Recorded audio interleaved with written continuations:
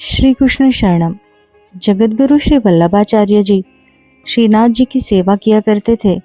दोनों के बीच पिता पुत्र जैसा अनुपम, स्नेहिल और अलौकिक प्रेम था। श्रीनाथ जी केवल ठाकुर नहीं थे, वे वल्लभाचार्य जी के लाला थे। एक दिन की बात है, वल्लभाचार्य जी लाला को सुलाने लगे। उन्होंने बड़े प्रेम से सुंदर बिछौना लगाया, किंतु लाला ने सोने से मना कर दिया। वल्लभाचार्य जी ने पूछा, लाला क्या हुआ, सोते क्यों नहीं? लाला बोले, जय जय, देखो ना, यह बिछौना चुभता है, हमको नींद नहीं आती। गोसाई जी ने दूसरा बिछौना लगाया, उसे भी ठीक से सजाया, पर लाला कन्हैया फिर भी नहीं माने। कई बार अलग अलग प्रकार से बिछौना लगाया गया, किंतु लाला सोए ही नहीं। अंत में गोसाई जी ने स्नेह में डांटते हुए कहा, क्यों रे लाला, फिर कैसे सोएगा? तब लाला ने गोसाई जी का हाथ पकड़ा, उन्हें अपने बिस्तर पर लिटाया और स्वयं उनके पेट पर लेट गए। मुस्कुराकर बोले, जय जय, ऐसे सोएंगे हम।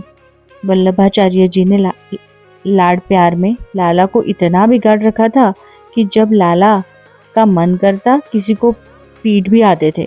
एक दिन लाला ब्रजवासी बालक का रूप धरकर अन्य बच्चों के साथ खेल रहे थे। तभी श्रीनाथ जी का जलघड़िया मतलब सेवक वहां से गुजर रहा था। सभी बच्चे बोले, भैया हट जाओ, श्रीनाथ जी का जलघड़िया आ रहा है, उसे छूना मत, यह अपरस है। पर लाला कहाँ मानने वाले थे, जानबूझकर वो जलघड़िए के से भिड़ गए। जलघड़िया क्रोधित हो गया और बोला, मूर्ख बालक, अब मुझे फिर से स्नान करना पड़ेगा। उसने लाला के गाल पर जोर से थप्पड़ मार दिया।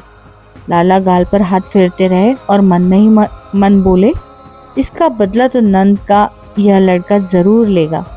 कुछ दिन बाद गर्मियों का समय था। गोसाई जी ने उसी जलघड़िए को बुलाकर कहा, लाला को गर्मी न लगे इसलिए तुम श्रीनाथ जी को पंखा झलना। जलघड़िए ने हाँ कह दी और गोसाई जी अपने कक्ष में चले गए।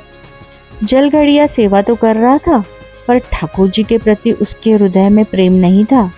पंखा झलते झलते उसे नींद आ गई और पंखा फिसलकर ठाकुर जी को लग गया। लाला को क्रोध आया, पर उन्होंने सोचा, शिशुपाल के 100 अपराध क्षमा किए थे, इसका एक अपराध तो क्षमा करना चाहिए। ठाकुर जी चुप रहे, पर थोड़ी देर बाद जलघड़िया फिर से सो गया और पंखा दोबारा ठाकुर जी के मुख पर जा लगा। अब की बार लाला को अपने गाल पर लगा। पुराना थप्पड़ याद आ गया। अगर आपको कथा संग्रह की पोस्ट पसंद आती है तो आज ही सब्सक्राइब करें। फिर क्या हुआ? लाला ने जलघड़िए को ऐसा जोर से थप्पड़ मारा कि वह मंदिर के प्रांगण में से बाहर जा गिरा। चिल्लाने की आवाज सुनकर गोसाई जी दौड़ आए। देखा जलघड़िया गाल पकड़कर एक कोने में बैठा। पूछने पर वह बोला, मैं तो पंखा जल रहा था, तभी किसी ने थप्पड़ मार दिया। वल्लभाचार्य जी सीधे ठाकुर जी के पास गया और पूछा, क्यों रे लाला, तूने मारा इसे?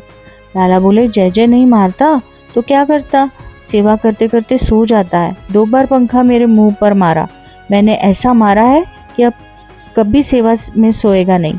यह केवल इसलिए नहीं कि ठाकुर जी सद्गुरु या पीठाधीशों के साथ ही प्रेम लीला करते हैं, उन्हें तो सुंदर, कोमल और प्रेमपूर्ण हृदय वाले भक्त प्रिय है।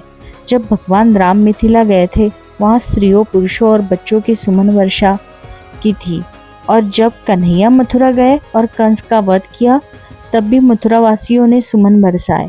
सुमन का अर्थ केवल पुष्प नहीं होता, सुमन का अर्थ होता है सुंदर मन। उसी सुंदर मन से प्रसन्न होकर ठाकुर जी भक्तों पर कृपा करते हैं। इसीलिए है वंदनीय भक्तों, बाहरी आडंबर त्याग कर केवल निर्मल हृदय और सच्चे प्रेम से ठाकुर जी की भक्ति करो।